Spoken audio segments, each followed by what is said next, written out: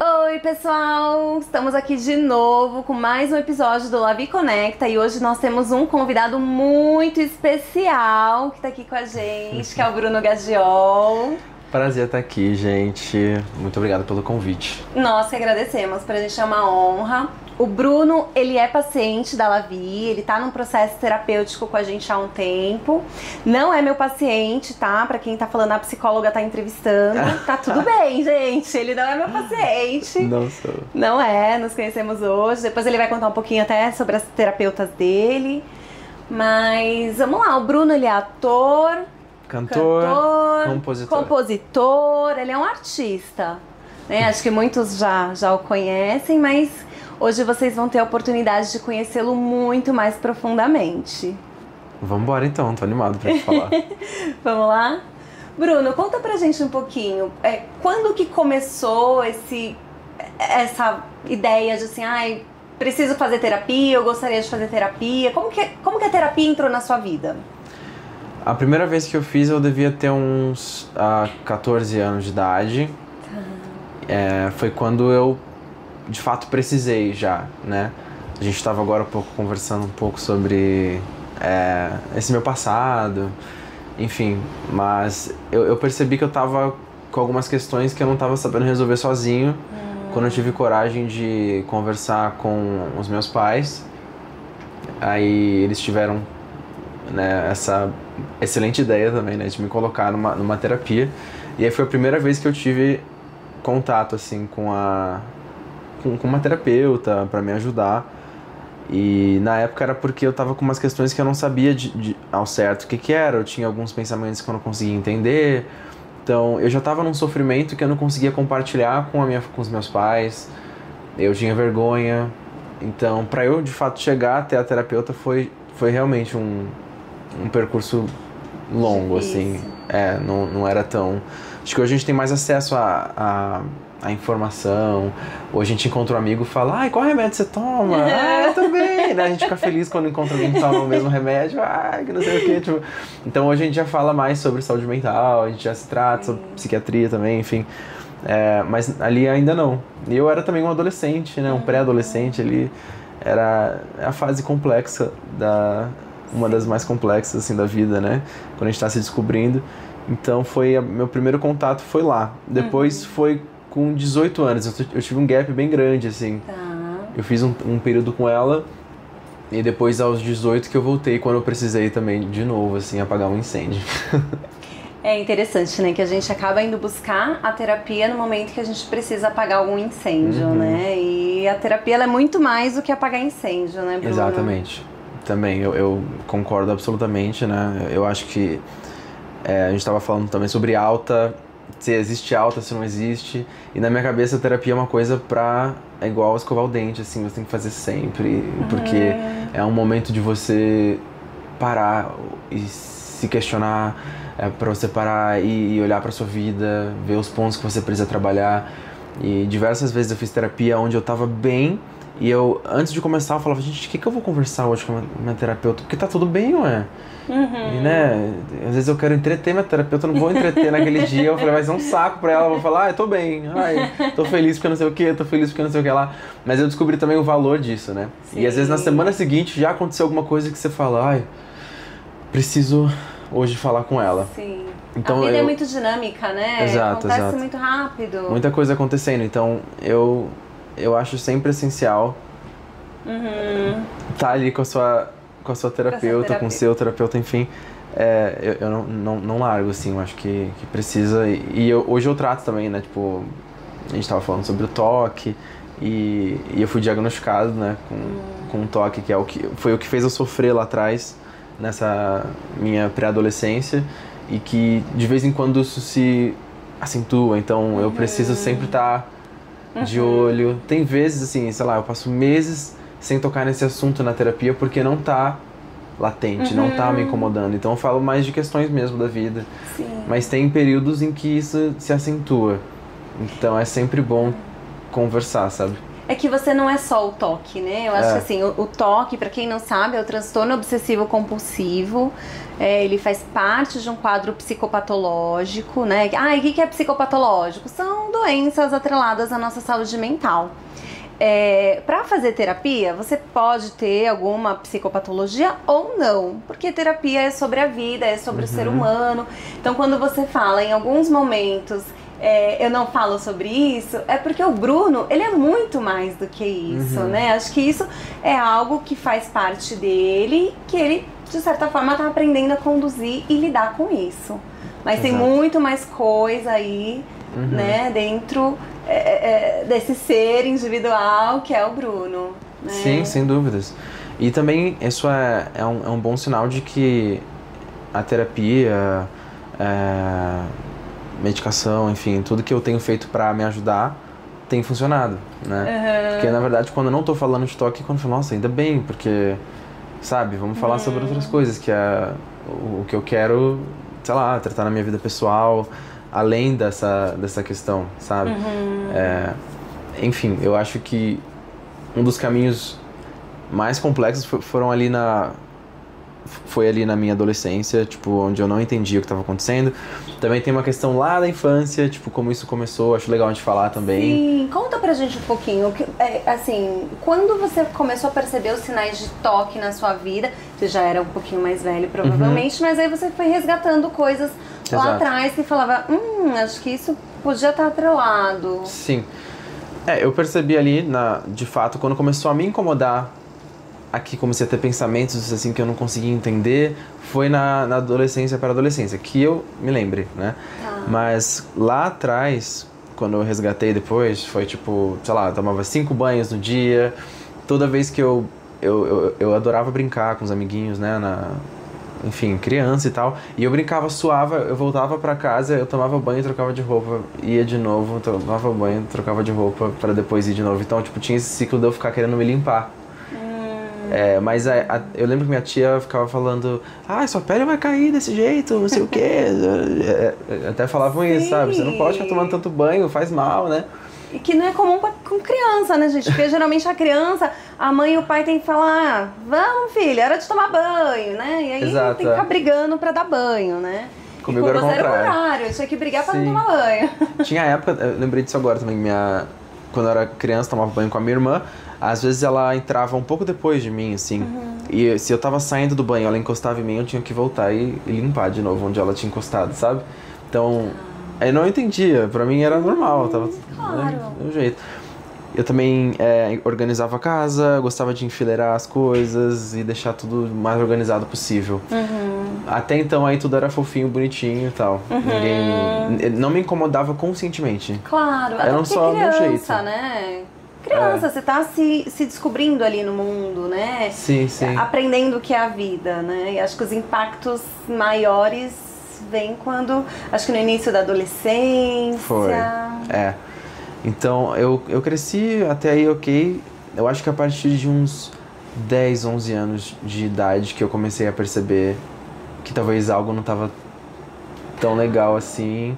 Que quando algumas manias começaram a vir acompanhadas de pensamentos intrusivos, que aí começa a fase onde eu não sabia o que estava acontecendo, onde eu achava que só eu tinha isso, onde eu era o único maluco, assim, eu achava que eu era doido, tenho certeza que eu sou doido e que... Por que eu tô pensando, né? Então eu comecei a desenvolver um jeito de andar na minha casa, tinha o jeito certo de eu pisar, então, sabe? Era bem, bem complexo. E eu via que variava um pouco também, então eu lembro que eu assisti um documentário do surto de HIV ali nos anos 80, né? Eu tinha 15 anos, eu nunca tinha feito sexo na minha vida, mas eu vi que tinha uma mancha que aparecia nos pacientes na época, manchas, né, que davam no decorrer da doença. E aí um dia eu vi uma pinta em mim que eu não sabia, eu não lembrava de ter visto, aí eu achava que eu tava com AIDS, sabe assim? Não, HIV positivo, soro positivo. Eu falei, mas eu nunca transei, porque o toque ele não precisa fazer sentido. Não. Eles não são pensamentos que fazem sentido. Sim. Mas é uma mente completamente ansiosa e é o jeito que essa mente desenvolve pra lidar com aquilo. Então eu comecei a pesquisar muito no YouTube, eu comecei a me aprofundar em espiritualidade. Nessa época eu tava com essa primeira terapeuta que eu tive, então eu lembro que eu ligava pra ela às vezes. Eu lembro nesse episódio da Pinta, por exemplo, eu liguei num SOS pra ela, tipo, meio desesperado, falando, eu tô pensando isso, eu tô com medo, não faz sentido, mas eu não sei porque eu tô assim. E aí me ajudava bastante, assim, a me acalmar. E antes disso, antes de eu ir pra terapia, antes de eu me tratar também, acho legal a gente abordar essa questão de quando envolve a religião. Às vezes Sim. a família quer ajudar, mas acaba, será que tá com alguma questão espiritual? Vamos levar não sei aonde. No meu processo, isso não foi legal, não foi positivo, porque era mais um desgaste, mais uma sensação de que estamos buscando o que o Bruno tem e ninguém sabe o que o Bruno tem. Essa terapeuta na época, né, não me diagnosticou com toque, o que também não acho que foi positivo, porque não diagnosticando a gente não conseguiu tratar aquilo e eu continuava sem a resposta pro que eu tinha. Tá. Né, e eu ficava assim, caramba, eu só queria ter, sei lá, um nome pra eu dar. Eu vou chamar como? Eu queria, se fosse depressão, ok, é depressão, vamos tratar a depressão. Mas alguém, por favor, me fala o que eu tenho. Por que eu penso essas coisas? É uma angústia muito grande, né, Bruno? A angústia era do pensamento ali obsessivo que fica ali na sua mente é uma angústia muito forte, né? Exato. Esse pensamento que vinha, que geralmente é um pensamento de ordem ruim, né? Que você pensava que podia acontecer de mal na sua vida ali naquele momento? Isso também variava, né? Na época que eu era pré-adolescente ali, eu tinha uma ligação muito forte, assim, ainda tenho, né, claro, mas com a minha mãe. E então eu tinha muito medo que alguma coisa pudesse acontecer com ela. Então os pensamentos geralmente eram, se eu fizer isso, minha mãe vai morrer. Se eu fizer isso, alguma coisa assim... A consequência, tinha né? uma consequência de alguma coisa que era o meu medo no momento, né? Então, esse pensamento varia justamente porque, sei lá, se eu tiver com medo de ser assaltado, eu vi uma notícia que aumentou a criminalidade, então aquilo foi um combustível ali pro meu pensamento, e aí eu vou ter, se eu beber essa água aqui, eu vou ser assaltado quando eu sair daqui. Depende, entendeu? Depende de qual que era o medo naquele momento, esse pensamento era atrelado a isso. Sim, é um sofrimento muito grande, né? Se a gente for pensar, porque tudo envolve um medo, tudo envolve um risco. Qualquer coisa que eu fizer, né? Que eu fizer de errado, entre aspas, né? Porque não tem certo ou errado, são esses pensamentos. Algo muito ruim vai acontecer e vai prejudicar. E viver com isso, sem ter um diagnóstico, sem saber entender o que era. E para um adolescente, né? Porque o adolescente ele já tá numa fase de muita mudança. O corpo muda, a gente não sabe se a gente é criança ou se a gente é adulto. Ora tratam a gente como criança, ora tratam a gente como adulto. E a gente tá aprendendo a viver num mundo onde a gente não é mais criança. Né? Então a adolescência por si, ela já é uma fase da vida, né? Uma fase do desenvolvimento humano muito complexo. E que envolve ali algum sofrimento, porque tudo que a gente tinha enquanto criança, a gente deixa de ter, mas a gente não sabe ainda como é ser adulto, né? E junto com isso, esses pensamentos faziam com que você se sentisse diferente das outras pessoas. Como que era isso? Conta um pouquinho. Eu acho que a dúvida é uma das piores coisas nesse cenário, né? Então, até eu entender o que eu tinha, dar um nome ao que eu tinha...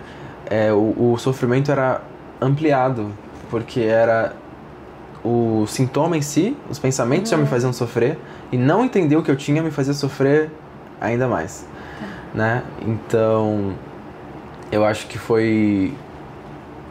Até chegar nesse ponto do diagnóstico foi o que mais me fez, sofrer profundamente, assim.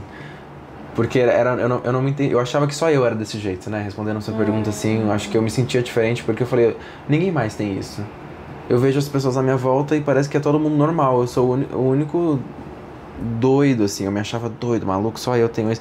Então, era vergonha de compartilhar isso com as pessoas, ninguém vai entender o que eu tô falando. Se eu falar pra minha amiga, ela não vai entender, ela vai falar que eu sou doido. Então, tipo, era muito solitário também, porque você não podia falar. E, ao mesmo tempo... eu tinha isso e ninguém sabia que eu tinha. Então talvez alguém no meu círculo tivesse esses pensamentos, tivesse algo assim, E eu não sabia, assim como a pessoa não sabia que eu tinha também, porque a pessoa não compartilha, né? A gente fica com medo do julgamento. E por isso que eu acho importante hoje a gente estar aqui falando sobre, que é uma das coisas que eu quero como artista, é ajudar alguém que talvez esteja passando por isso agora e ainda não tenha dado esse nome, ou não tenha encontrado pistas do que aquilo pode ser. Eu quero hoje poder, de alguma forma, facilitar essa pessoa a encontrar, sabe? Através eu não sou profissional da saúde, não é nesse ponto, mas de falar, nossa, talvez eu tenha isso, deixa eu marcar uma consulta com algum profissional, fazer uma avaliação e, sabe? Sim, conseguir claro. começar esse processo de cura, seja qual for a questão, né? Depressão, ansiedade, tantos transtornos assim. Sim, com certeza. E assim, isso que o Bruno falou é muito importante, né? O Bruno, ele é uma referência para muitas pessoas, né? E o quanto às vezes isso é importante, né? Embora você não seja um profissional da saúde mental, você exerce um papel fundamental muito importante. E eu acho que é isso, contar a sua história traz força para outras pessoas também conseguirem encarar as histórias delas. Porque que nem você falou, né? Gente, cada um pode ter uma questão diferente, ou um problema diferente, ou pode até não ser uma psicopatologia, mas existe um sofrimento, né? E a gente precisa olhar para esse sofrimento. Então, assim, acho que o Bruno, ele conseguiu, ele vai contar um pouquinho mais para vocês, né? Mas assim, no processo terapêutico dele, foi algo que ele conseguiu se encontrar, né? Encontrar ali um nome pro que ele tinha, que era o que eu angustiava, né? Era não ter um nome. E conseguiu ajuda, né? Conseguiu buscar ajuda. E o quanto, muitas das vezes, é difícil a gente dar esse passo.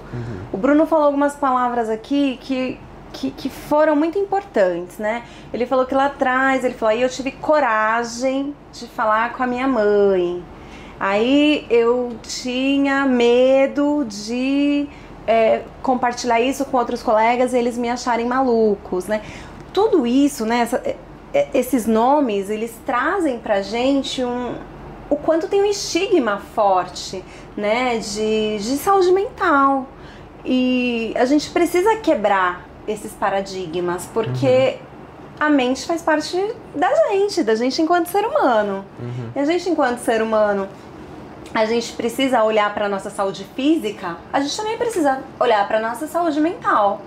Né? E aí a gente vai falar o porquê que às vezes demora tanto para ter um diagnóstico, justamente porque a gente coloca tudo antes de buscar um psicólogo, um psiquiatra, né, Bruno?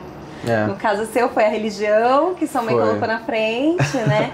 E tudo bem, a gente não é contra a religião, né? Acho que a parte da espiritualidade é uma parte também que faz parte do ser humano, né? E que pode ser algo importante.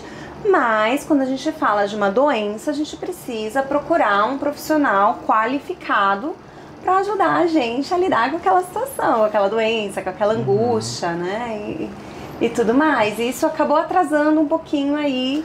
Super, eu acho que é isso. Se a gente tá, sei lá, com pressão alta, a gente não vai tratar, né, na igreja, a gente vai no médico, né? Então acho que igualmente com a saúde mental é assim. Então demorou muito, assim, pra eu chegar no ponto de falar, gente, é possível estar em paz. Porque eu tive uma infância muito feliz, até ali os 10, 11 anos.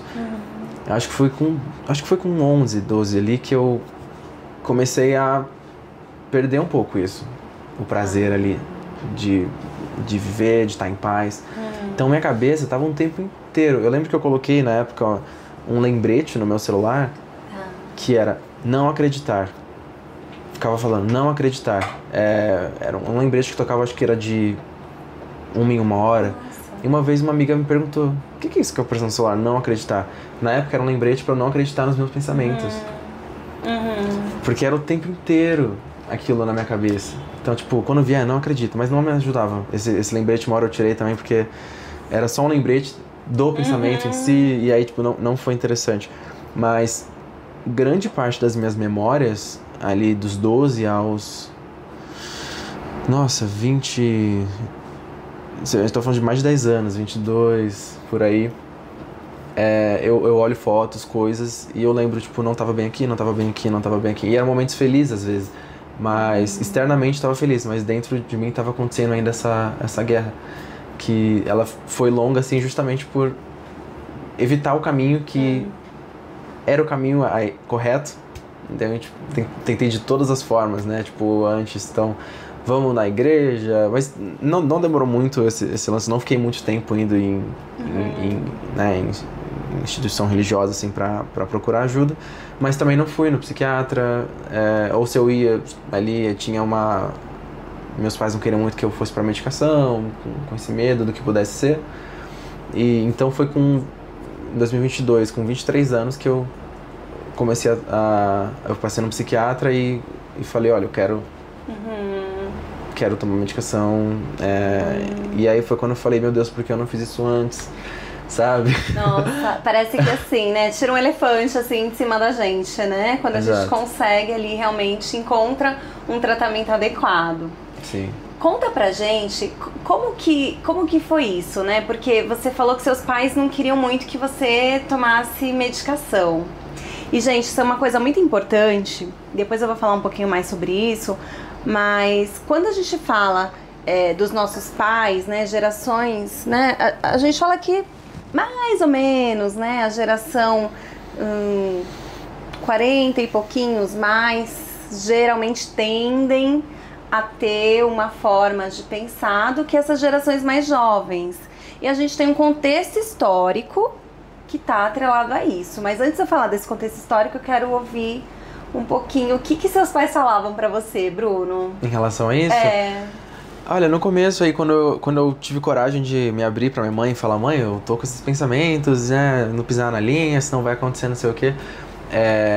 Tinha uma vontade ali inconsciente dela de acreditar que estava tudo bem comigo. Então ela falava, não, mas isso é normal, as crianças brincam disso no shopping, brincam de pisar no pino, não sei o quê. Falei, mãe, mas eu não tô brincando quando acontece, vem um pensamento e me gera sofrimento. É diferente da criança que tá brincando de não pisar na linha no shopping porque ela criou um cenário imaginário divertido. Sim. Não é isso que tá acontecendo. Então eu via que minha mãe, acho que por querer que eu estivesse bem e acreditar que eu estava bem, ela queria acreditar que aquilo não era nada, né? Mas você negar aquilo também não ajuda, porque já tá ali. Sim. Né? Isso não foi legal, mas em um certo momento eles foram percebendo meu sofrimento e me ajudando a encontrar o caminho, sabe? Então minha mãe também, eu sempre ligava pra ela, ligava no trabalho, falava, mãe, eu não tô bem, tô pensando não sei o quê, tipo... toda a minha memória de ensino médio é muito ruim, porque foi um momento que eu tava sofrendo muito também. Isso eu acho que é a parte chata, porque deixou uma marca muito grande em muitos anos da minha vida, assim, que eu não tava bem. Tipo, nunca, sabe? Porque eu não tratava, não entendia e tal. Uma coisa que eu acho que é essencial pra quem passa por qualquer tipo de transtorno é estude o seu transtorno, assim. Porque eu, por não ter resposta, eu buscava a resposta. Então eu comecei a ver celebridades, tipo, na época eu vi que o Jô Soares tinha toque, não sei quem tinha toque. Isso me deu um alívio tão grande, porque eu comecei a perceber que não era só eu que existia nesse planeta que tinha essas coisas. Então eu falei, caramba, outras pessoas têm. E aí quando eu comecei a ter coragem de compartilhar os pensamentos que eu tinha, aí um amigo meu vinha e falava, nossa, eu também penso umas coisas assim às vezes. E aí falou, nossa, peraí, não sou só eu. Acho que esse não sou só eu também é um alívio enorme, assim, você fala, gente, tá ok, não sou o único. Sim, não tô sozinho, né, nessa jornada, nesse processo. O que me deu muita força aí foi começar a adquirir ferramentas de como lidar, no caso, com o meu transtorno específico, né? Então, comecei a ver o que é o toque, como o toque funciona. Então, quando vem pensamentos assim, hoje eu tenho ferramentas, estratégias e conhecimento para saber administrar. Claro. Então, né, existe essa mente que já funciona dessa forma, que tem esse transtorno, e existiu a consciência do Bruno aqui atrás, olhando e sabendo hoje administrar, não se identificando com esse pensamento que está aqui. Porque durante muito tempo eu me identificava, eu achava que eu era o pensamento. Então, me separar do pensamento foi algo essencial, que eu também aprendi na terapia e pesquisa minha, de ficar fuçando em coisa, como lidar com toque. Hoje a gente tem muito conteúdo, né, YouTube, TikTok, Google, chat, qualquer coisa que você quiser procurar informação de como lidar, existe. Existe. Mas isso foi essencial, entender que eu não era meus pensamentos, entender que tipo, entendi, então é só uma estratégia da minha mente de lidar com a ansiedade, então ela gera esse pensamento, mas o pensamento não sou eu, né? Então eu consigo simplesmente deixar esse pensamento ir. E não ter medo do pensamento. Foi uma coisa que me libertou. Porque no momento que eu falei, que eu percebi, na verdade, que esse pensamento era apenas um pensamento e que eu podia soltar e liberar, esse pensamento perde o poder. Claro. Porque enquanto você tem medo disso, quando você tem medo daquilo que você está pensando, aquilo exerce poder sobre você, né? E quando você percebe que não precisa, quando eu não tenho o medo, porque o medo é o combustível. Eu acho que de muitos transtornos o medo é o combustível. Sim, principalmente os transtornos ansiosos, né? Que o medo, ele tá muito ali atrelado a isso. Sim. E quando você consegue desativar de alguma forma esse medo, e no meu caso foi com ferramentas e estudos, terapia, medicação, aí ele existe, mas ele existe em outro lugar aqui, assim, sabe? Não mais te dominando, ele existe num lugar de, às vezes tá aqui, mas quando vem eu administro, assim, tá tudo bem, sabe? Isso é muito importante, né? Então, assim, você aprendeu a lidar com isso. Né? E uma coisa importante falar pra todo mundo o Bruno, ele passou por profissionais, ele passou por um psicólogo, passou por psiquiatra para ter um diagnóstico adequado, né? E ter o diagnóstico adequado é essencial para a gente poder ter um tratamento também adequado. O que tem acontecido muito, que a gente vê, Bruno, é que às vezes as pessoas, elas se diagnosticam. Com as informações que pegam na internet. Com as informações que pegam na internet. Aí às vezes eu pego, e aí eu acho que eu tenho tudo quando eu pego na internet. Se a gente pega, porque tem uma diferença, gente, entre traços da personalidade e a psicopatologia em si. Isso é raro a gente ver profissionais falando sobre isso, mas é uma coisa muito importante. Eu posso ter traços obsessivos e não necessariamente eu tenha toque. Então eu até posso ter ali, eu vou conferir se a porta tá fechada ou não. Eu posso, sei lá, não quero pisar em tal linha, né? E tudo bem, né? Você pode ter isso sem ter o transtorno, porque isso faz parte de uma personalidade. Então a diferença entre o transtorno e a personalidade tem uma linha tênue.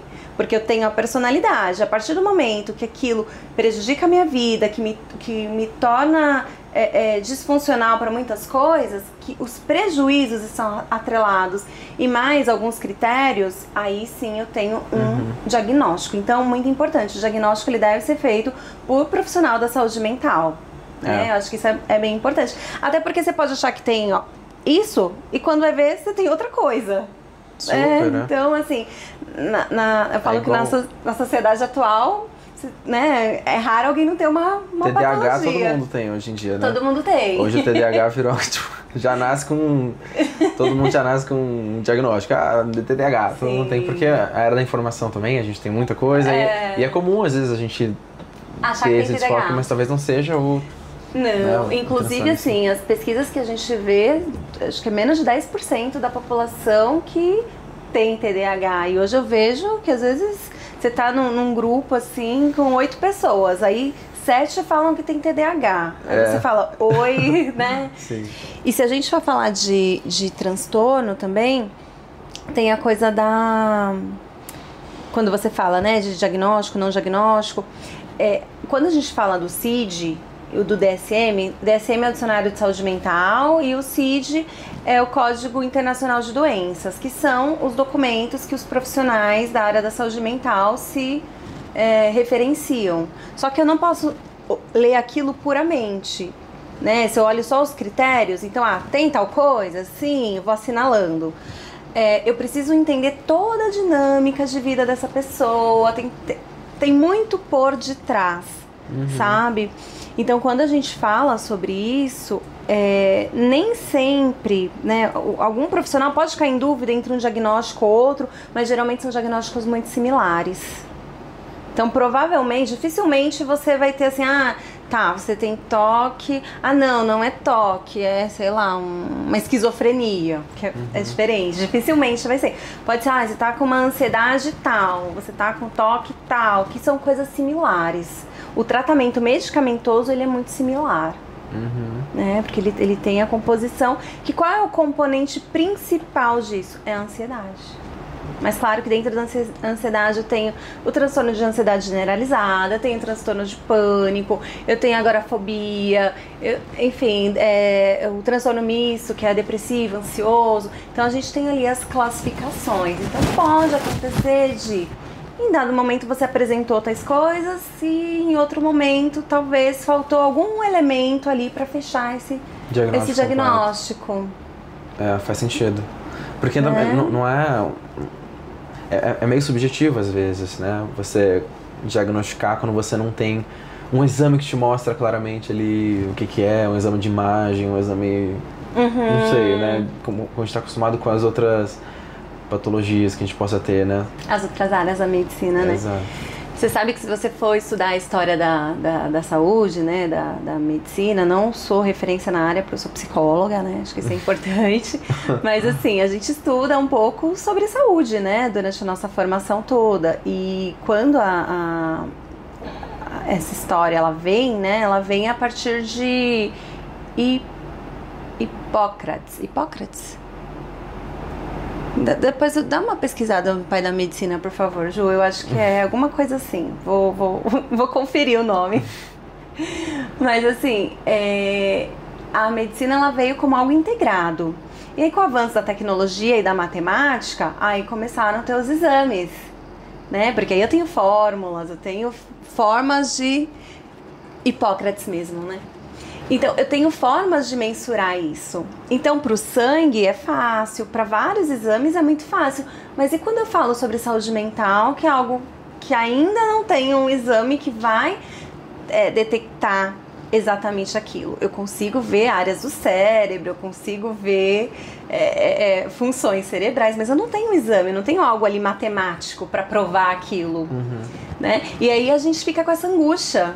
É algo que a sociedade fica com a angústia. Não, mas como que eu vou ter certeza? Aí demoniza, né? Demoniza a saúde mental. Que aí é quando vem a parte da religião que, se não usada, se não bem utilizada, pode trazer aí prejuízos, né? Porque se a religião ela for uma aliada no sentido, você vai trabalhar a sua espiritualidade, mas também vai atrás de ajuda de profissionais da saúde mental, tá tudo ótimo. O problema é quando você negligencia a sua saúde. Exatamente. Né? Que daí é o problema, né, Bruno? E uma coisa que eu acho... te perguntar como psicanalista... Pode perguntar. Eu sou psicóloga de abordagem psicanalítica. Para ela me analisar aqui agora.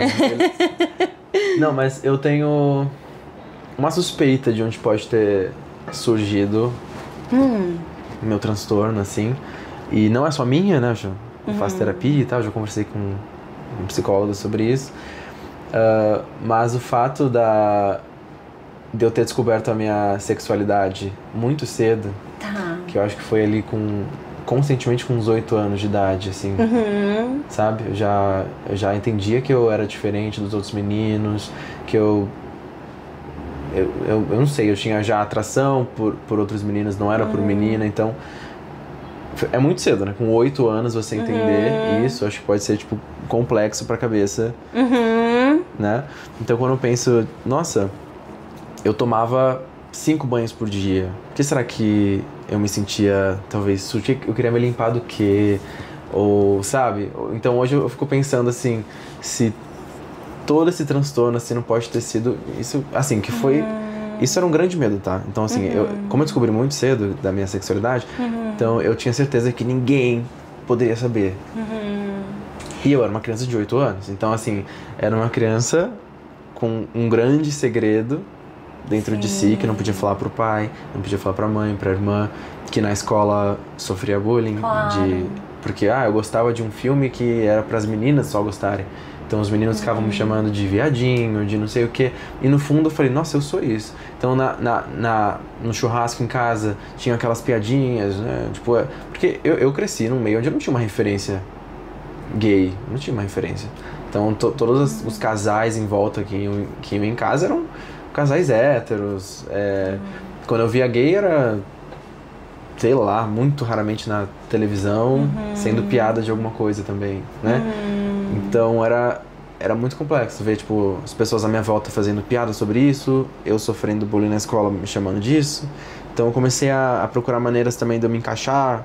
Falei, cara, vou começar a jogar futebol, vou fingir que eu gosto daquilo pro meu pai achar legal. Então eu comecei já a criar maneiras de eu me, sei lá, pra eu disfarçar. E eu fui falar abertamente da minha sexualidade com 20 anos. Isso pro público em geral, assim, que eu falei pra quem quisesse saber, né? Pra minha mãe eu contei com 15. Meu pai se descobriu com 17, quando eu tinha 17. E hoje é a coisa mais tranquila do mundo em casa. Ontem eu tava com meu namorado em casa, no aniversário do meu pai. Não existe mais tabu nenhum em relação a isso. Mas até chegar aí foi um caminho. Então, com 15 anos eu me apaixonei pela primeira vez, né? Eu fui abrir essa parte da minha vida pra minha mãe. Na verdade eu não conseguia falar, ficava entalado, assim. Por esse próprio garoto, quando eu me apaixonei com 15, eu tive medo de falar pra ele. Porque a gente já tava, na verdade, tendo uma relação, tipo, conversando, apaixonado, mas ninguém tinha falado ainda. E ele foi a primeira pessoa do planeta que eu contei, né? Aí depois a minha amiga descobriu e foi acontecendo e tal, tipo, mais pessoas foram sabendo. E quando eu falei pra minha mãe, ela na época disse, ninguém pode saber, sabe que seu pai não pode saber disso, e não sei o que, tipo, existia ali meu Deus, ela queria conservadorismo ali, uma proteção. Uma proteção, né? Seu pai não vai saber lidar com seu pai, não sei o que, ele não vai entender. E isso gerou também mais pressão, ou seja, tipo assim, realmente existe algo de errado comigo. E eu lembro que eu senti vergonha quando eu contei pra ela, era tipo, eu queria pedir desculpa. Falei, tipo, desculpa, eu não queria ser assim. Sabe, era uma sensação de fiz algo muito errado, falei pra você é ok, mas ninguém pode saber, sabe? Foi sempre tratado desse jeito. Então, né, pra mim a pergunta ainda... Aí quando você vê a pessoa que desenvolveu toque em si, dentro de um contexto assim, chega a fazer certo sentido, né? Tipo, ter algum tipo de transtorno pra esse lugar, assim. Assim, todo transtorno, ele vai ter uma relação com a nossa história de vida, né? A gente pode ter uma predisposição a... Então, eu posso ter uma predisposição genética a, por exemplo, ter um câncer e nunca desenvolver um câncer. Mas, claro que, assim, a gente vai pensar em ambientes facilitadores. Eu vou tentar trazer dessa forma, porque acho que é mais fácil de entender, né? O que é um ambiente facilitador? Comer muito ultraprocessado, não fazer atividade física, tem várias coisas ali que eu posso fazer que vai aumentar a chance de eu desenvolver um câncer se eu já tenho uma predisposição. Vamos pensar na parte da saúde mental, a gente é uma história de vida, né? A gente não é o que é aqui, agora, no presente, né? A gente é a soma de tudo que a gente viveu. Então, desde que você era bebê, desde que sua mãe estava te gestando, gente, isso de acordo com a psicanálise, tá? Cada abordagem vai trazer uma coisa diferente, mas desde que sua mãe estava te gestando, foi construído ali uma relação, né? E uma história de vida. Então, toda a história de vida, ela vai estar atrelada a eu desenvolver ou não determinadas características ou patologias, né? De forma simplória, né? Para a psicanálise, tudo que você vive, né, vai aparecer alguma coisa ali em algum momento, né? Eu sou da psicanálise e da psicossomática, então na psicossomática a gente fala muito mais sobre isso, né? Sobre as patologias vindo a partir da nossa história de vida mesmo, né? Então, por isso, de novo, é tão importante a gente buscar uma ajuda terapêutica, porque imagina, você hoje, né, com jovem, né, 20 e poucos anos, um talento,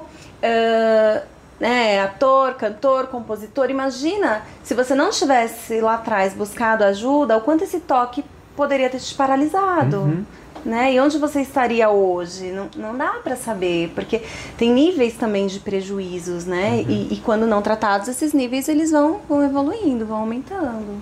Exato, eu acho que por isso que o quanto antes você entende o que você tem e começa o tratamento, melhor pra você não desenvolver, né? Eu sempre ouvi isso dos profissionais mesmo. O toque, ele é uma doença assim que tende a ir piorando com o tempo.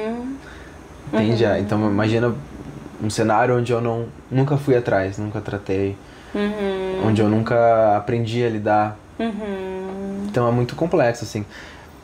A gente tava falando também, antes de começar, né, a gravação, mas sobre o potencial de ter uma ligação genética com uma patologia específica que você pode desenvolver, né, o transtorno. Sim. Né? Eu não sei, né, a gente tô falando aqui, tô falando como leigo total, tá? Mas é porque eu percebo isso na minha família, na família do meu pai. Então tem meu primo, que ele tem umas maniazinhas muito parecidas. O meu pai, que eu já percebi umas coisas. Eu que já, né? E agora minha sobrinha que é zero querendo diagnosticar, pelo amor, né? Mas a gente, como já tem consciência do que eu passei, né? Minha mãe, a gente fica de olho. Sim. Porque ela também tem coisa de querer ficar enfileirando sapato. Ela tem umas coisinhas que a gente já tá de olho. Claro. Justamente pra, tipo assim, se a gente perceber que ela tem essa tendência, né? A gente já vai saber lidar melhor, já vai saber instruir melhor, sabe, o que fazer. Em que caminho ir, né? Pra onde eu vou, pra ter um diagnóstico do que é, né? Se é isso mesmo. Eu acho que isso é muito importante. É a pior coisa, né? Que só atrasa, que a gente também falou sobre o pai ou a mãe, às vezes não querer acreditar ou aceitar que o filho tem aquilo.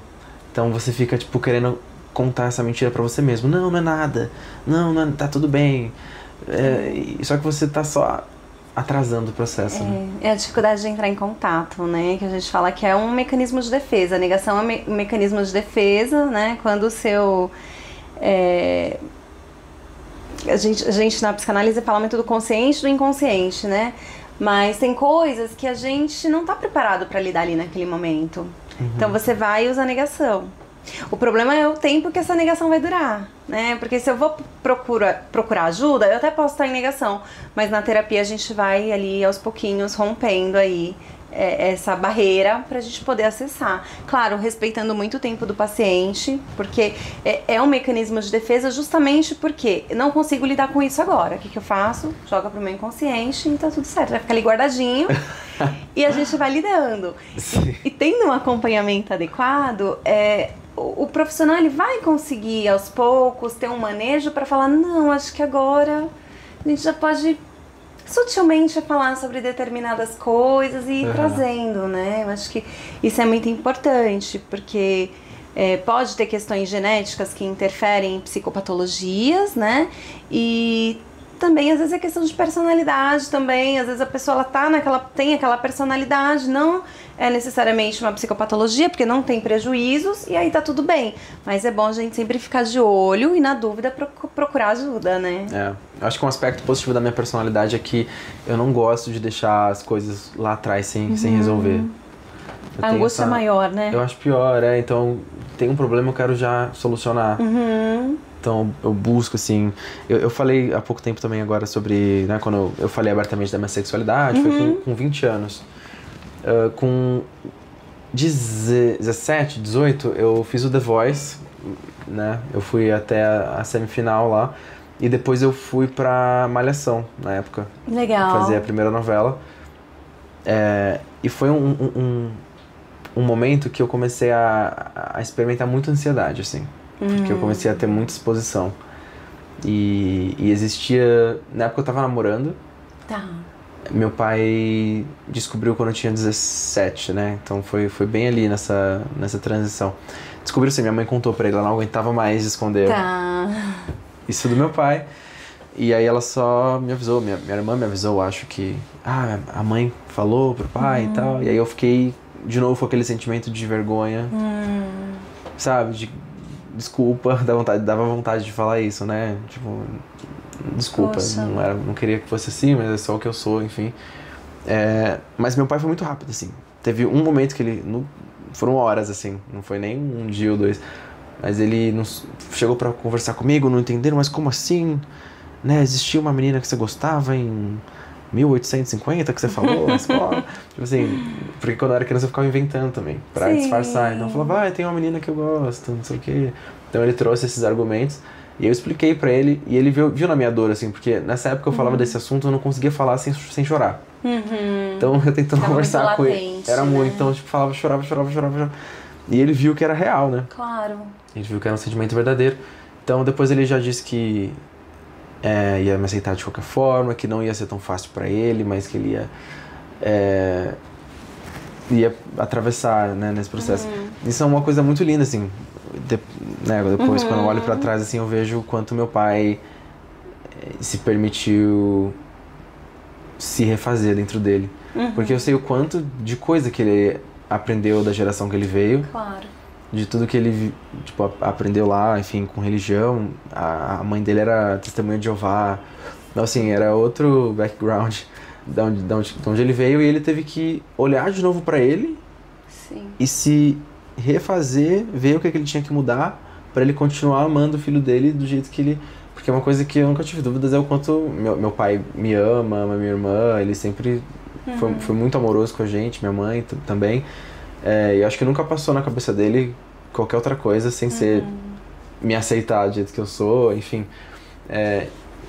E eu acho lindo, assim, enquanto ele sozinho se refez pra me aceitar, assim, né? E aí hoje é uma coisa que já não é mais uma questão nenhuma na minha família, assim. Minha avó sempre foi maravilhosa, inclusive. Ela é a mais velha, assim, mas foi a que falou, tipo, tem nada, não sei o que, tá tudo bem. O meu avô tava vivo na época, e ele é espírita, né? Então ele via isso como algo da nossa evolução. Você veio assim por algum motivo para sua evolução espiritual. Então ele também não julgava, sabe? Eu tive sorte de ter uma família que foi... Te abraçou, né? Que me abraçou, E aí, voltando agora nesse ponto da malhação com 18 anos ali, que eu voltei a fazer terapia, né? Porque eu tava, então, desde então, lá dos 13, 14 anos, eu parei e fiquei esses anos sem terapia e voltei a fazer com 18. Então, a minha família já sabia, mas pra mim era completamente impensável eu falar disso num nível geral, assim, pra todo mundo. Eu ser abertamente gay, não tem como. Era uma questão forte. Eu falei, ninguém vai me aceitar, isso é 2017. Nunca mais eu vou trabalhar, não vão querer que eu faça novela, não vou ser aceito. Então tinha muito essa coisa de não ser... Não ser você, né, também, assim, porque você é muito além da sua orientação sexual. Sim. E o quanto isso pega, isso né? É um passo complexo de se entender além da sexualidade, viu? Porque parece que é algo que deixa a gente... É como se aquilo marcasse, assim, isso é o que você é. E não é. Não, sabe? não. Tá muito longe de ser. Mas, tipo, é como a gente enxerga. Porque eu cresci vendo isso. Tipo, cara, se o ator galã tal se assumir gay, ele não vai ser mais o galã da novela tal. Não vão chamar ele, porque a sociedade não tá preparada. Hoje, em 2025, a gente já tem outra cabeça. Né? Os atores estão falando abertamente das suas sexualidades, as atrizes, todo mundo, acho que num nível assim, claro que ainda dentro de bolhas, né? Mas já tá muito mais... as pessoas estão abertas a esse assunto, nada mais é tão chocante assim. Mas foi esse terapeuta que começou a me mostrar que eu precisava me assumir, não esconder. Não é se assumir, mas o que me gerava tamanha pressão, ansiedade, era justamente o medo que eu tinha, que as pessoas soubessem quem eu era, né, parte do que eu era. Então, quando eu comecei a perceber que ele estava meio que me levando por esse caminho, eu falei, tipo assim, eu claudeci, né? Falei, isso é impossível, nunca vou fazer isso. Não tem como. Né? Na época era impensável. E aí vai, terapia, toda semana, não sei o que, aí em 2018 eu já tava... Claudeci, eu acho que eu vou me assumir. Então que eu já tinha avançado no nível assim que eu falei, eu tive uma ideia e tal. E foi através da música, né? Eu lancei uma música chamada Seu Costume, em parceria com outro cantor. E aí quando eu estava pensando no que fazer com o clipe, eu falei, cara, e se a gente fizer um clipe de dois caras, assim, que se apaixonam. E aí ele sabia, no caso, né, que eu era gay. E aí eu já aproveito e falo da minha sexualidade. Ele falou, você faria isso? E eu já tava num ponto de coragem que eu falei, faria, sabe? Mas foi uma construção muito, nossa, assim, muito grande. O processo desde os seus 8 anos, a gente tá falando de algo que com 8 anos você já tinha, né, essa clareza. E olha o quanto esse processo ele foi longo, né? Exato, mas eu considero até curto o processo de 2017 para 2018, porque em 2017 era impensável eu me assumir, em 2018 eu já estava pronto. Terapia foi crucial para ele. Terapia foi, porque ele trouxe essa ideia, para mim era impensável, não tinha como, claro, se vai acabar o mundo, eu vou nunca mais trabalhar na minha vida, nunca, que é muito da nossa sociedade homofóbica. Sim. Que tem fundamento, esses pensamentos tinham fundamento do que eu tava falando. Mas chegou num ponto da minha paz mesmo. Tipo, eu falei, meu Deus, eu não tô bem, eu não tô em paz, eu preciso fazer isso por mim. Então eu não pensei muito mais nas outras coisas externas, eu tava pensando na minha paz interior. Tipo, não dava mais pra eu ficar vivendo uma vida metade verdadeira, metade falsa, assim. Eu não conseguia, isso não me fazia bem. E foi o fator essencial pra eu decidir, né? E aí não foi da noite pro dia que nossa, agora eu me aceito completamente, e agora eu falo pra todo mundo, e tá tudo bem, e eu me sinto em paz, não tenho mais toque, agora tudo... Não foi exatamente assim, foi... Nunca é, né? Não tem como, não tem uma virada de chave, pronto, agora... Não foi aos poucos. Então, eu lembro que eu tinha medo, assim, depois que eu me assumi pra todo mundo, numa rede de pessoas mais próximas, eu ainda enfrentava esse sentimento de vergonha. Então, eu falava, sei lá, as pessoas que me conheceram na minha infância, amigos dos meus pais, eu vou encontrar eles vão me olhar com aquela cara de, nossa, o menino que é gay, tipo assim, eu tinha medo desse julgamento das pessoas. Então, até hoje eu lido com essa coisa que eu tenho de querer agradar todo mundo. Então, eu sempre me moldei pra agradar. Então, se eu tô num ambiente que eu acho que é mais heterossexual, aí eu me porto de certa maneira. Se eu tô num ambiente que tem mais a comunidade, eu já me porto de outra maneira. Eu sempre fico me adaptando. Isso não é uma coisa que eu acho positiva, assim, porque até no meu trabalho em si, por eu querer às vezes agradar todo mundo, eu não agrado ninguém. Porque eu acabo não tendo o meu próprio nicho. E não se agrada, né? E não me agrada, exato. Porque acho que o mais importante é isso, né? Você poder se agradar. Né? E você não se agrada, porque você tá tentando agradar todo mundo, né? Sim. Então fica, eu tô aqui e me adapto, tô ali e me adapto. Então assim, hoje eu trabalho na terapia muito isso, eu quero ser eu em todos os ambientes que eu tiver. Eu não quero ficar me adaptando a fulano, a ciclano. Eu quero conseguir ser eu em todos os lugares, tipo... É isso, por que eu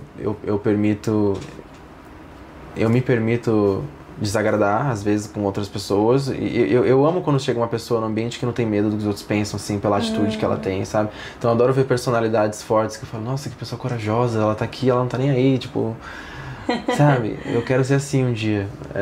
Então eu trabalho pra chegar nesse ponto com a Bruna, que foi minha primeira terapeuta na Lavi. A Bruna Lodge. Sua primeira psicóloga. Foi, Bruna Lodge. Na Lavi. E aí eu trabalhava isso, né? Eu falava, eu me sinto metade. Sim. E eu trazia muito isso, eu me sinto metade. Aí ela me ajudava, me pedia pra desenhar e tal, eu fazia essa máscara que eu fazia metade feliz, metade triste. E isso me ajudou a visualizar, isso virou uma música minha. Que música? Chama Metade mesmo. Metade.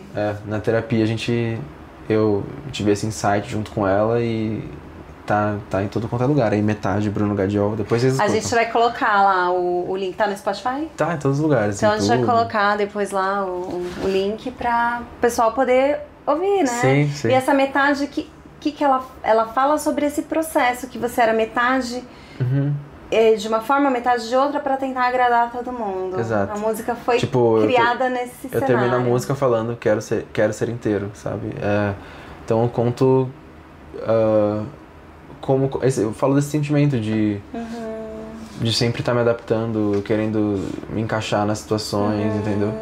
E não me permitindo ser inteiro, né? Então, quando eu olho pra minha história, eu vejo que isso faz sentido, porque a minha vida foi assim. Sim. Na escola, então, eu vou entrar pro futsal pra eu me encaixar, eu vou parar de falar que eu gosto de tal coisa, porque pra eu me encaixar. Então era sempre eu me adaptando pra ser aceito nos ambientes. E acaba que, né, fica um traço mental na gente quando a gente cresce dessa maneira, né? E hoje eu tô tentando entender o que sou eu de verdade, quais traços da minha personalidade são de fato minhas, né? Eu sou geminiano e sempre que eu falava do meu signo, isso tem parado de acontecer um pouco, mas eu falava e, nossa, mas você é tão quieto, nem parece geminiano. Mas eu com os meus amigos, eu sou zero quieto, que é com quem eu sou mais à vontade, sou mais eu, né? Mas eu olho e falo, cara, na verdade não é que eu sou quieto. Eu fico quieto em ambientes porque eu aprendi a ser recluso, eu aprendi a ficar... Eu aprendi a não ocupar espaço, eu queria não ser visto, não ser notado, porque eu entende? Mas isso não é quem eu sou de fato, isso é quem eu virei por conta da minha sexualidade ou pelas questões que eu vivi na vida, entendeu? É quem você se adaptou para ser, né? Não quem você é. Exato. Então hoje eu tô tentando descobrir o que é o Bruno, o que é esse Bruno que se adaptou, o que eu não quero mais ser, né? E aí essa música Metade, por exemplo, eu fiz acho que em 2022, hoje eu já não me identifico mais tanto com ela. O que já mostra um avanço, assim, hoje eu já me sinto muito mais inteiro. Eu acho que ainda tem aí uns 20% pra eu trabalhar. Mas na época ali era 50-50.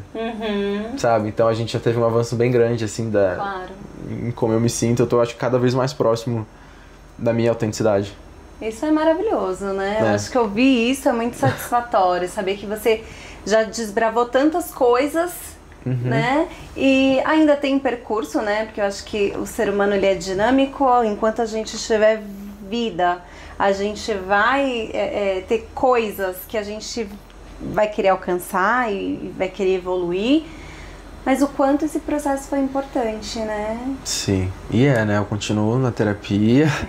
E em um certo momento eu deixei de... A Bruna me indicou pra ir pra uma terapeuta TCC. Por conta do toque, na época ela achou que ia poder te ajudar mais. Quando eu comecei a falar com a Bruna, eu não tava enfrentando isso tão fortemente na minha cabeça do toque, então não aparecia muito nas sessões. Mas eu tive em 2022, em setembro, assim, eu lembro porque marcou mesmo, assim, eu tive uma crise, assim, ficou bem forte. E aí ela falou pra eu ir pra uma profissional de TCC, né?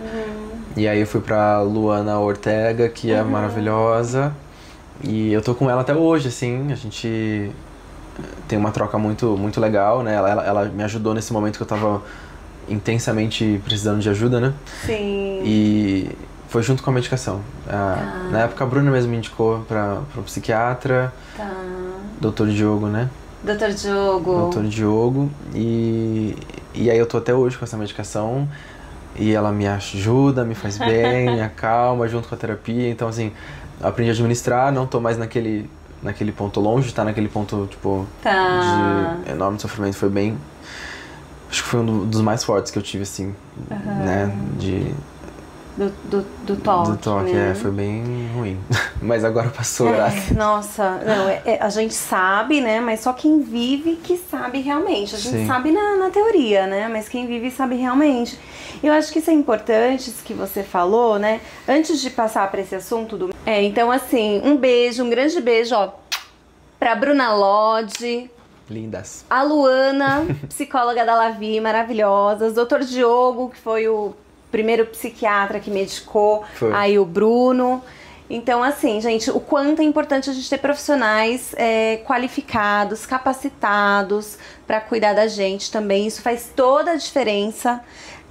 Eu acho que, assim, vocês precisam confiar nesses profissionais que atendem, né? Hoje a gente tá vivendo uma era que não tá tão legal, porque às vezes a pessoa passa em profissional que nem é profissional da área.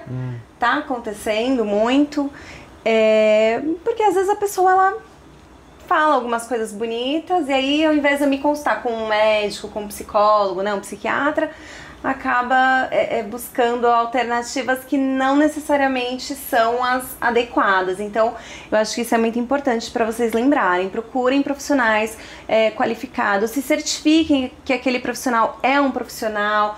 Dá uma consultada no CRM, no CRP, para ver se são profissionais ativos, Pra vocês não terem nenhum problema de... Charlatanismo. Infelizmente. Tá acontecendo bem mesmo. Acontece, né? Uhum.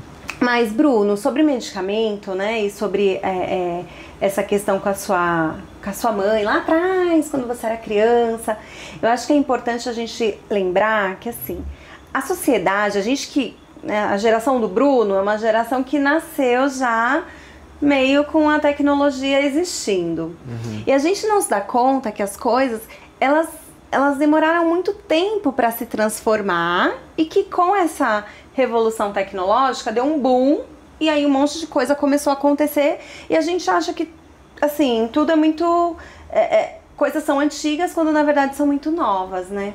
Então, quando a gente fala sobre os tabus de psicólogo, de psiquiatra, que eu falei que é esse público um pouco mais velho, eles têm aí uma dificuldade maior em aceitar, né? Então, psiquiatra, tomar remédio, né? Porque eles não têm essa clareza, né? Se a gente for buscar, né, na história, né? Eu acho que tudo a gente encontra respostas ali na história.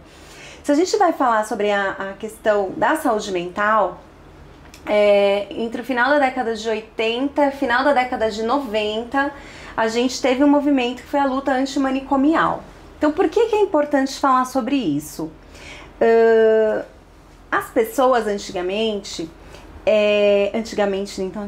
tá? Tô falando da década de 80, 90, enfim, eu já era nascida nessa época, então, né, pra vocês verem que não é tanto tempo assim. Essas pessoas, elas acabavam tendo que esconder suas questões psiquiátricas, porque até então, se você tinha qualquer problema, ou era o demônio, ou era uma coisa espiritual, uma entidade, algo assim, né?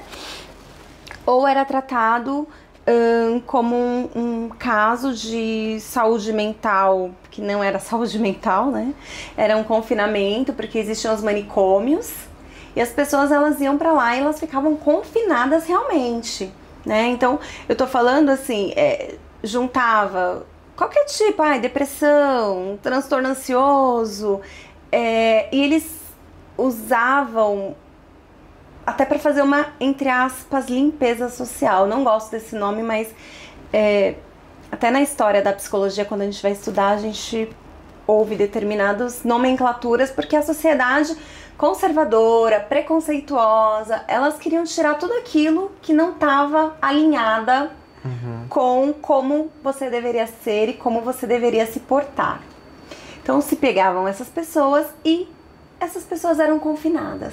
E aí a gente está falando de homossexual, a gente está falando de uma mulher que engravidava sem estar dentro de um matrimônio. Então isso tudo ia, né, para esse lugar e muitas das vezes ninguém mais via essas pessoas. Com o movimento da luta antimanicomial, a gente começou, né, os profissionais da saúde mental começaram a intervir e falar, não, né, confinar não é solução para a melhora da saúde mental, muito pelo contrário. Então não se tratava a saúde mental. Então quando a gente fala das pessoas um pouco mais velhas, fala de psiquiatra, ela já pensa no manicômio. Né? Já acha que a pessoa é algo muito grave, que nem vai voltar. Então tem um contexto histórico, né, que viabiliza esse tipo de pensamento, esse tipo de crença para essas pessoas que já são um pouco mais velhas, né? Porque realmente era muito assustador, né? Se a gente vê filmes, tem muitos filmes que relatam, né, como era. E realmente era um lugar assustador.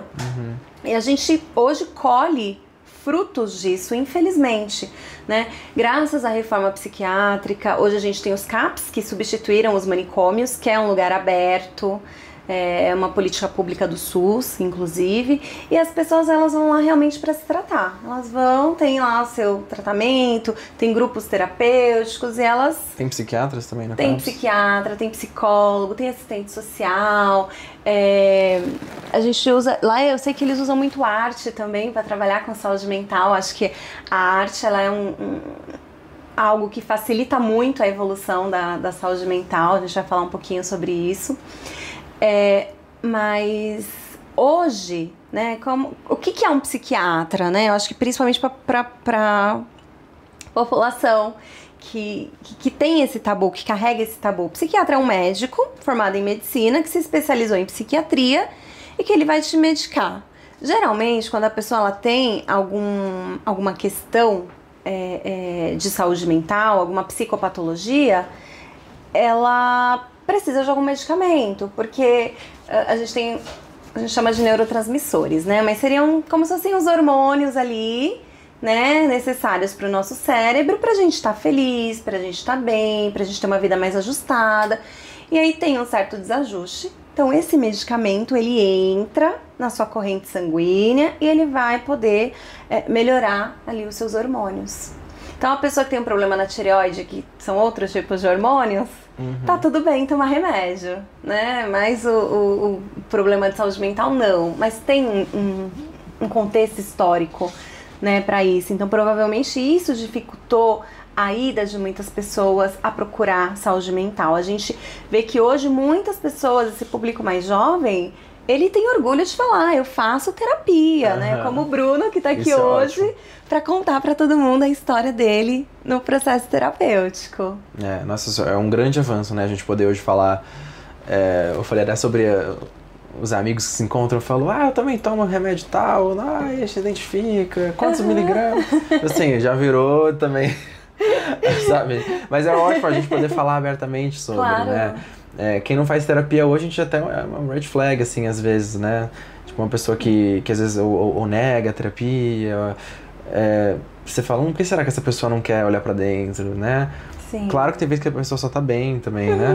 Mas tem algumas pessoas que você conhecendo fala, já pensou em fazer uma terapiazinha, alguma coisa assim? E a pessoa meio que não se mostra muito aberta, né? Sim. Acho que sempre vai existir, mas de fato acho que a geração atual, a geração Z, já tem uma nova agora, a Alpha, né? Sim. Não sei. A Alpha são os menorzinhos, assim, menos de 10 anos, né? Minha sobrinha é Alpha, 4 anos. Sua sobrinha é Alpha, mas, né, você é da geração Z. Eu sou Z, né? 98. 98? 98 acho que é Z. Eu sou da Z. Mas eu não me identifico muito com a Z, na que você tá bem na divisão ali, né? Entre a Millennium e a Z, né? Exato. Da Millennium pra baixo, são gerações geralmente mais abertas a esse processo terapêutico, né? Agora a geração X, os Baby Boomers são mais fechados, né? Até porque eles viveram momentos históricos, né? Mas eles estão se abrindo também com a gente agora. É muito legal isso, né? É muito legal quando... Eu até tava falando, né, pro Bruno, até questão de idade, né? Porque o pessoal mais velho, hora ou outra, né? Eles olham ali e falam, preciso de terapia, né? E aí eu lá, recém-formada, com 20 e pouquinhos, assim. Atendi uma senhora com mais de 60. E aí, na hora ela olhou assim pra mim, ela falou, mas você que é psicóloga? Aí eu sou, né? E ela olhou, nossa, tão jovem, né? Que experiência de vida que você tem, né? Eu falei, não, mas não é só experiência de vida, eu tô aqui pra tentar te ajudar, né? Me dar uma chance pra gente poder conversar. Tô aqui para poder ajudar a senhora no que a senhora precisar e a gente vai aí construindo um caminho, se você achar assim por bem, e deu super certo. Ela ficou por alguns anos ali comigo e foi muito bacana. Mas tem essas coisas, né? Esses tabus, né? Que existem ainda hoje, mas que era muito mais forte. Acho que de se questionar, né? Será que essa profissional já sabe fazer, né, já vai conseguir ajudar. E tantas vezes que eu, às vezes, entrava em terapia tendo certeza de que, não pelo lance de idade, mas às vezes eu falo, eu tô com esse problema aqui, o que essa pessoa vai falar que vai me ajudar? Impossível. Aí você sai da terapia falando, meu Deus, graças a Deus eu fiz a terapia, nossa, ela me ajudou. Tipo, porque é isso, acho que o terapeuta não é sobre a experiência de vida que ele teve, mas sobre as técnicas que ele aprendeu e desenvolveu estudando, né? Perfeito, então, isso é muito importante. Tanto faz se ele tem a sua idade, se ele é mais jovem do que você, né? Porque a gente tem essa tendência a achar que pra uma pessoa conseguir te ajudar, ela tem que ser mais velha, né? Ela tem que ter tido mais experiência que você na vida. A sabedoria, né? O símbolo da sabedoria. Exato. A gente pensa sempre em alguém, um idoso que é o símbolo da sabedoria. E claro, gente, a vivência, ela vai trazer mais sabedoria e conhecimento para as pessoas. Mas quando a gente fala de psicologia, a gente está falando de uma ciência, né? A psicologia é ciência e profissão. Então, aquele profissional que vai te atender, ele estudou para isso, ele vai ter técnicas. Então, uma coisa importante, até para vocês aí também se atentarem, psicólogo não dá conselho. Então, não é a minha experiência de vida que vai fazer eu dar um conselho, porque eu não vou dar conselho, né? O psicólogo, ele vai ter técnicas de escuta ativa para tentar entender o que esse paciente está querendo dizer e, a partir daí, eu vou mostrar para ele o que ele está trazendo para mim, baseado nas teorias que eu estudo, né? Então isso é muito importante. E o quanto é importante achar também é a linha que fala? A gente fala da abordagem terapêutica, né? Mas pode ser linha também. Pode também? Pode. Então, é encontrar o que mais faz sentido pra você, né? Sim. Porque também tem... Às vezes você passa num profissional que não era muito alinhado com o que você estava esperando e aí você já fala, terapia não funciona pra mim, né? Tem gente que... Né, mãe? Minha mãe uma vez foi falar pra ela fazer terapia, ela começou a fazer, depois ela falou, eu não sei o que, eu não gostei, não quero. Mãe, mas tenta com outra pessoa, eu não quero, tipo assim, já com uma... A minha avó também, ela às vezes fala, vó, e uma terapia? Ela, eu não, vou ficar falando da minha vida pra não sei quem, sabe? É outra maneira de pensar. Eu já sou, tipo, livro aberto, assim, chego aqui com uma câmera gravando, falo da minha vida inteira, assim, não tenho muito problema, né? Mas existem esses tabuzinhos assim, e enfim, às vezes a pessoa que já tem um tabu chega numa consulta, né, e não se identifica com o profissional e aí acha que terapia não funciona. Não funciona. Né? E, gente, eu falo que terapia é que nem aplicativos de relacionamento. Tem que dar match. Tem que dar match o terapeuta com o paciente.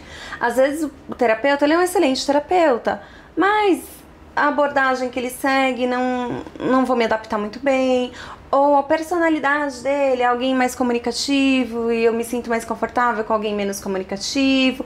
Então, assim, é muito pessoal. E uma coisa bacana que a gente faz lá na clínica que eu trabalho, a Clínica Lavi, a gente faz uma sessão de acolhimento e durante essa sessão de acolhimento a gente tenta identificar ali as características dessa pessoa para ser mais assertivo na hora de direcionar. Porque isso acontece muito, né? Eu já indiquei terapia para várias pessoas, né? Eu lembro teve até um familiar meu recente que eu falei, vai fazer terapia que eu acho que vai ser importante para você nesse momento, né? E aí ele falou assim, já passei em terapia, mas não me sinto confortável em falar sobre a minha vida. E ele é jovem, tá? Não é uma pessoa velha, não. E aí eu falei assim, olha, vamos fazer o seguinte, eu vou indicar alguém que eu acho que vai ser bom para você. Aí passou, sei lá, um mês, ele, olha, não é que o negócio tá funcionando? Pois é, não dá pra entender o poder da terapia até você começar, cara. E encontrar alguém que você dê aquele match, né? Isso é muito importante. Exato, eu acho que o mundo seria melhor se todo mundo fizesse terapia, né? Tem essa... Eu acho que a gente tinha que dar vale terapia pra alguns amigos, sabe? Sim. Natal chegou, amigo secreto, a gente começou a dar vale terapia de amigo secreto. Nossa, eu acho que ia ser ótimo. 6 meses aqui pra você. Vai lá fazer. Vamos lançar a campanha de fazer amigo terapia, né? Você troca ali... Um sorteio, alguma coisa na empresa, pra quem vai ganhar um vale terapia. Eu acho que é justo, né? E falando sobre a arte, né? E a psicologia, a psicanálise, ela traz muito essa coisa da arte como algo que a gente se projeta. Então, quando eu pego... quando eu quero falar de mim, eu não consigo falar sobre mim, eu uso a arte para fazer disso um meio de expressão. Um meio de expressão, né? Acho que a arte, ela é o maior e o melhor meio de se expressar, né? Tanto com música, com dança, com atuação, com pinturas, enfim. Independente de qual arte, na psicanálise a gente fala que é uma projeção. Então a gente se projeta naquilo, a gente coloca a nossa essência naquilo. E você falou que fez isso muito bem em algumas músicas dos álbuns que você já lançou. Isso. Né? Você falou um pouquinho do Metade. Metade foi uma música que eu escrevi baseada numa conversa na terapia. E eu tenho até hoje um álbum, na verdade, lançado, tô preparando o meu próximo. Mas nesse que eu lancei tem 2 músicas que eu falo sobre ansiedade em si, né? Uma chama Louco Demais. Essa música eu fiz sobre toque mesmo. Então tem uma hora que eu falo, tipo... Eu faço uma referência ao toque, né? Eu falo, tipo... 1, 2, 3, 4, toque, toque, não precisa nem dizer quem é. Esse lance do, tipo, o toque chegando mais uma vez pra... e aí o refrão é tipo que é meio que isso. A minha mente me deixa louco demais, meus pensamentos me deixam louco demais. Então é meio que pra uma pessoa que talvez sinta isso, vai ouvir e falar, nossa, é uma música que eu identificaria, né? Se eu tivesse ouvindo de um outro artista. E cara, não tem coisa melhor assim do que chegar uma pessoa pra você lá na rede social e te mandar uma mensagem falando, meu, ouvi sua música tal. E eu já recebi mensagem assim, aí eu não sabia explicar minha terapeuta, mas eu mostrei sua música pra ela, e aí eu falei, é isso que eu tô sentindo, é isso que eu tô passando, sabe? Porque às vezes a gente não sabe colocar em palavras aquilo que tá no nosso interno, e acho que música é sobre mesmo, de fato, se identificar, você se vê naquele lugar, não só a música como um filme, uma série, você se sentir, alguém te mostrar ali naquele lugar, assim, você meio que consegue, como se fosse um espelho mesmo, né? E como artista, parte do meu trabalho também é viabilizar isso, assim, né? Então, através da arte, tanto eu coloco pra fora, às vezes eu mesmo consigo me entender depois que eu escrevo uma música, né? Essa outra música nesse álbum chama Remédio, que é sobre eu encontrar essa cura pro que eu tenho. Então, eu falo que eu busco esse remédio, a cura, que também é sobre o meu transtorno de ansiedade, mas que engloba ansiedade de um modo geral, assim, pra qualquer pessoa que se sinta dessa maneira. Para esse novo álbum veio uma outra ideia que eu tava produzindo essa semana, inclusive, que eu tô escrevendo do ponto de vista da ansiedade. Tipo, como se eu fosse a ansiedade falando tudo que eu faço com a pessoa. Interessante, hein? Essa também é legal. Interessante. Você chegou a assistir aquele filme Divertidamente 2? Eu falo, né, que a ansiedade daquele filme é algo que assusta, né? Eu tenho um diagnóstico de TAG, de transtorno de ansiedade generalizada, né? Isso é uma coisa que não costumo falar, né? Mas acho que é pertinente, porque psicólogos também podem ter psicopatologias. Eu acho que é importante vocês saberem disso. Claro. E ainda assim estarem aptos a cuidarem de psicopatologias, porque a gente não escolhe ter uma psicopatologia. E quando eu vi aquela ansiedade, né, ela é caótica, né, a do filme. A do filme ela é caótica. Sim, sim. Ela já chega destruindo tudo, ela quer consertar tudo e ela destrói tudo, né. E quando você falou da música, que você conseguiu colocar ali o que você sentia dessa ansiedade, né, a forma como você sentia, esse álbum vai ser lançado ainda, é isso? Esse das 2 músicas já foi lançado, mas essa nova que eu tô escrevendo da perspectiva da ansiedade ainda vai ser lançada. Então, eu acho que é bacana porque, que nem, eu tô falando como referência do filme, que foi algo que eu vi, e na hora que eu vi, eu super me identifiquei. E é isso, né? A pessoa que tem ansiedade, quando ouvir essa música, provavelmente ela vai ter essa mesma reação que eu falei que tive quando assisti um filme. Né? Você vê que você não tá sozinho, né? Você não tá sozinho. Você vê que existem outras pessoas passando exatamente o que você tá. E eu acho que aquele que nunca passou, não passa, quando ele vê isso, ele tiver alguma sensibilidade, ele consegue ter uma dimensão do que é isso pro outro, né? Porque também, às vezes, rola até uma incompreensão, não? Sim. Em relação a isso, de quem não sabe o que é, de quem não tem, né, uma ansiedade ou um toque ou qualquer outra psicopatologia, porque a pessoa até pode saber na teoria, mas na prática é outra história, né, Bruno? Sem dúvidas, assim. Incompreendido eu me senti, acho que muitas vezes, inclusive até por profissionais, assim, porque às vezes a gente tem o azar de passar num profissional que não é um bom profissional, né? Sim. Eu lembro quando eu fui num psiquiatra que, nessa época da adolescência, né, já demorou pra conseguir convencer pra ir num psiquiatra pros meus pais e tal, tipo, né, passou aquela fase, eu fui no psiquiatra, eu lembro que eu conversei com ele assim, que eu não sabia explicar direito. Então, eu cheguei falando, eu não sei o que eu tenho, eu sinto os negócios e eu penso umas coisas e eu não sabia colocar em palavras. E aí ele foi super grosso e falou, tipo, Ué, se nem você sabe o que você tem, como que eu vou saber?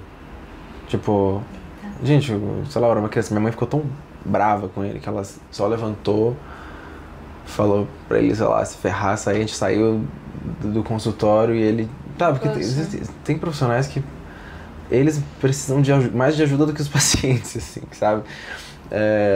Nossa, Bruno. Não é uma abordagem que às vezes não é muito legal. Eu já tava em sofrimento, aí você vai num médico que te trata daquele jeito, né?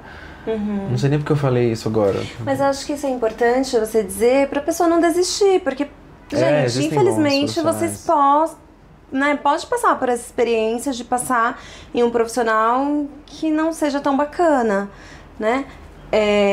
Mas não desiste, né? A gente tem mais profissionais, pelo menos dentro da minha experiência, né? Mais profissionais bons do que profissionais ruins. Inclusive, ter indicações é muito importante também. Então, às vezes, você passar num profissional por indicação, isso aumenta a chance de você ter ali uma boa experiência, né? A gente toma muito cuidado lá na clínica, na Lavi, de justamente a gente buscar uma equipe preparada para poder dar conta de demandas, porque é comum você receber pessoas que já passei em um psicólogo e aí não foi tão bacana, não foi tão legal, enfim, eu já ouvi coisas que eu nem vou falar aqui porque são coisas muito pesadas, assim, né? Então a gente é importante a gente ter ali uma segurança, né? Que aquele profissional ele vai agir com empatia, com ética, vai poder olhar ali, né, pra você dessa forma. Então, se você teve uma experiência ruim, procura ajuda. Se vocês quiserem, entre em contato com a gente vai deixar nossos acessos, né, nossos contatos, para vocês poderem entrar em contato com a gente, porque é importante que vocês tenham uma experiência positiva relacionada à saúde mental. Um profissional, ele não define... A categoria. Exato. Então, você vai num profissional ruim, de um psiquiatra, enfim, que foi o meu caso ali, em alguma fase, em algum momento, mas depois eu encontrei também um psiquiatra maravilhoso, já passei em alguns, né, até para pegar opiniões diferentes e tal. E que esses profissionais, que são bons profissionais, ficam inclusive chocados com as abordagens que eu já tinha passado antes, assim. Mas, assim como qualquer profissão, existem bons e ruins profissionais, né? Ô Bruno, e você foi, né, você é paciente da Lavi, você é paciente da gente há alguns anos já, passou por 2 psicólogas da Lavi, ficou um bom tempo com cada uma delas, e uma delas você ainda permanece, que é a Luana Ortega, né? Mas conta pra gente como que foi, você chegou na Lavi, na época, não lembro se foi através de plano de saúde, provavelmente. Eu acredito que sim, também não lembro, acho que a gente tá indo pro 4º ano agora. Legal. Então, acho que foi pelo plano. E eu dei de cara assim com a Bruna, que foi uma terapeuta excelente, ela é maravilhosa, assim, mas teve esse momento de transição que ela achou melhor eu ir para uma profissional de TCC, que foi quando eu passei pra Luana. E aí engatamos ali e continuei com a Luana. Mas a minha experiência sempre foi muito, muito boa, assim. Eu não passei, sei lá, desde a primeira consulta, eu não passei por outras terapeutas, porque de cara ali eu já me identifiquei com elas. São profissionais maravilhosas, assim. Eu lembro que a Bruna teve esse lance da idade, né? Ela tem uma idade próxima da minha, e aí eu cheguei a questionar, né? Eu falei, será que ela vai conseguir me ajudar? E ela mais do que provou que sim, né? Então, é excelente. Eu acho que uma empresa também consegue te dar um leque de profissionais, né? Porque também tem profissionais que trabalham solo, né? Então, às vezes você vai numa clínica, tem um psicólogo de lá, e aí pra você achar outro psicólogo, você tem que caçar mais não sei aonde, né? Então, é legal você saber que tem um lugar específico que você consegue ter diversas chances, assim, de encontrar um profissional que te atenda. Acho bom que a Lavi consegue oferecer isso. E foi o que me ajudou, inclusive, nesse momento, né, com a Bruna, quando ela achou que seria mais positivo eu ir para uma profissional com uma abordagem diferente. E foi assim, na semana seguinte eu já estava falando com outra profissional, sabe? Eu acho que esse cuidado, assim, ajuda também a não perder essa fluidez do atendimento e do tratamento, sabe? Sim, e até a comunicação entre profissionais, né? Porque é muito mais fácil ter uma comunicação entre profissionais quando eles estão ali atuando juntos, né? E a gente tem uma equipe que cuida disso. Eu sei que um monte de gente vai querer marcar a consulta com a Bruna, né? A agenda dela tá um pouquinho cheia, porque ela coordena toda a equipe de psicólogos lá da Lavi. Então ela tem bastante trabalho, mas assim, mesmo ela tendo muito trabalho, ela ainda atende pacientes, porque a nossa veia clínica, ela é muito forte, né?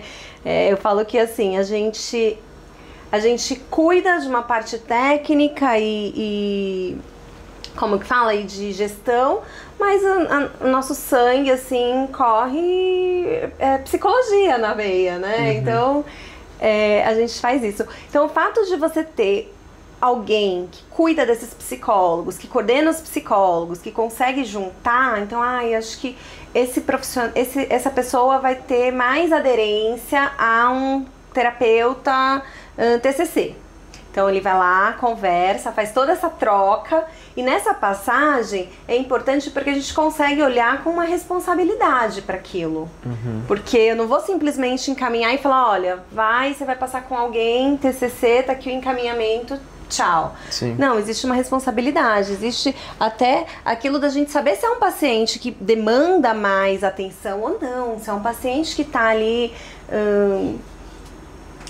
com alguma questão ali, que ele tá com uma dificuldade de seguir com a vida dele. Então isso a gente tem que tomar muito cuidado, né? Pacientes de saúde mental, a gente realmente precisa tomar... Nossa, é muita responsabilidade. Esse cuidado, né?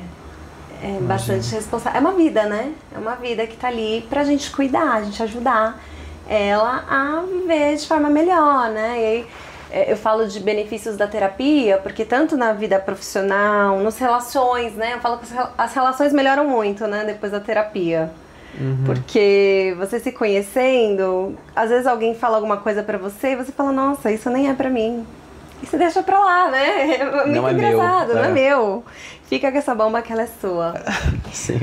Mas eu acho que isso tudo é muito importante. E esse ano, a semana passada, né, foi o nosso primeiro episódio do Lavi Conecta.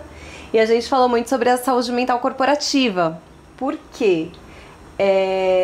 O ambiente de trabalho, os maiores casos de afastamento são por questões de saúde mental. E ninguém tá olhando muito pra isso como deveria, sabe? Então, a gente tá agora com essa frente também. Então, se você que tá assistindo a gente gostaria de ter um serviço de psicologia corporativa dentro da sua empresa, entre em contato com a gente, porque faz muita diferença também. Completamente. Nossa, imagina. Não é muito meu meio, mas imagino que não deve ser fácil, assim, também você administrar e estar dentro de uma empresa, pro funcionário, né, também. É complexo. É complexo. É muito complexo, né? São metas, são cobranças, entregas, né? E junta tudo isso com a vida pessoal, que cada um tem uma história de vida, como a gente falou. Todo mundo tem marcas, né? Todo mundo carrega marcas. Ninguém vai ter uma vida 100% plena e feliz o tempo inteiro, independente de quem seja essa pessoa, né? Então, tem toda uma somatória disso e que faz diferença, né, no trabalho. Muitos vão procurar uma terapia, né, que é o seu caso, mas tem outros que não vão ter essa possibilidade, essa oportunidade, e às vezes a própria empresa ela consegue ali ser parceira em relação a oferecer mesmo, né, uma saúde mental de qualidade aí para sua equipe. Bom, então só para vocês conhecerem um pouquinho, quem não conhece ainda o trabalho da Clínica Lavi, né? Nós somos uma clínica de psicologia que surgiu em 2018, visando ali uma demanda social. Era uma época que a gente entendia que as pessoas estavam cada vez mais precisando de terapia. Foi um boom, né? A gente tem 2 unidades, uma em Osasco, outra em Pinheiros, também fazemos atendimentos online. E assim, agora, né, desde do ano passado, a gente está segmentando os serviços da Lavi. Então, além da parte corporativa do Lavi Empresas, que eu falei um pouquinho para vocês, a gente tem a parte de formação de psicólogos.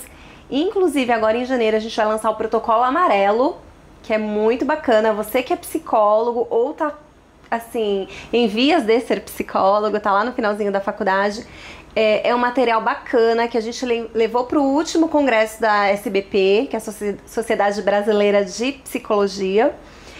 E foi muito bem visto ali por toda a equipe técnica. Então a gente vai lançar esse material do Protocolo Amarelo. Acompanhe a gente, tem acesso. Eu acho que para a formação de todo psicólogo, né, é incrível.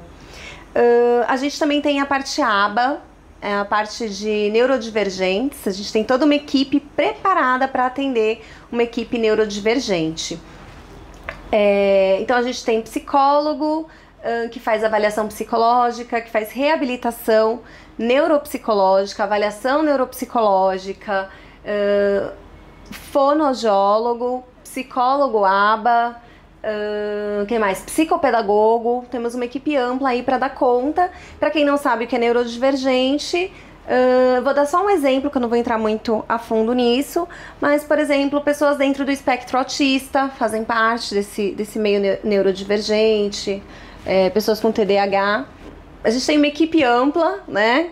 Então, assim, eu estou à frente da Lavi junto com a Juliana, depois ela vai vir dar um oizinho para vocês, mas a gente tem uma equipe preparada para cada área dessas que a gente está falando para vocês. Então 2025 promete, é um ano de muito trabalho, Bruno, com muita gente que já estão com a gente há um tempo, mas que para as mídias são pessoas novas, né? São rostinhos novos.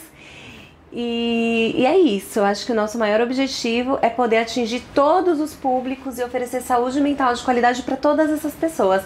Sejam dentro de empresas, seja pessoas neurodivergentes que ainda não estão sendo vistas da maneira como deveria, né, que tem psicopatologias mais específicas, vamos assim dizer. E é isso, 2025 promete, porque é muito trabalho, que a gente já tem aí uma agenda cheia. Ai, que bom, então. Obrigado pelo convite de ter vindo aqui, eu adoro falar sobre esses assuntos. Não, prazer, quando quiser vir, você está super convidado, né, pra vir falar mais. Quando lançar seu novo álbum, vem falar sobre a música pra gente, essa nova música, eu acho que vai ser legal, a gente poder falar um pouquinho sobre ela. E eu quero dar, né, eu quero poder me despedir de todos vocês, junto com a Juliana. Vou chamar ela aqui pra dar um oi, pra vocês conhecerem ela também. Quem já viu o outro podcast já conhece, mas quem não viu vai poder conhecer ela aqui agora. Vem cá, Ju. A gente divide aqui, ó. Oi, pessoal.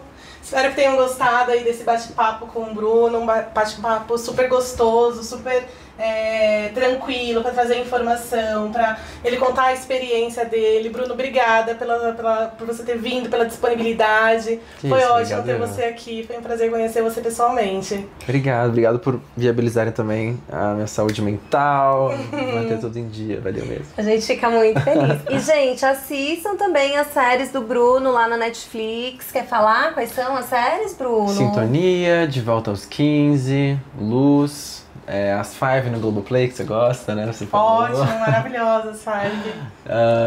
É isso, vão sair mais coisas em breve também, mas que ainda não estão lá disponíveis. E os álbuns dele no Spotify, depois a gente coloca o link pra vocês poderem acompanhar também o trabalho do Bruno e entender, né, um pouquinho mais, né? Acho que é muito legal quando a gente o fã consegue acessar o artista de forma tão íntima, que foi o que aconteceu aqui. Gente, isso é privilégio, viu? Porque, olha, esse privilégio só quem é psicólogo que tem. De saber ali os detalhes, né? Eu falei tudo aí. E é isso, obrigada e até a próxima. Gente, obrigada. Beijo. Beijo. Obrigada.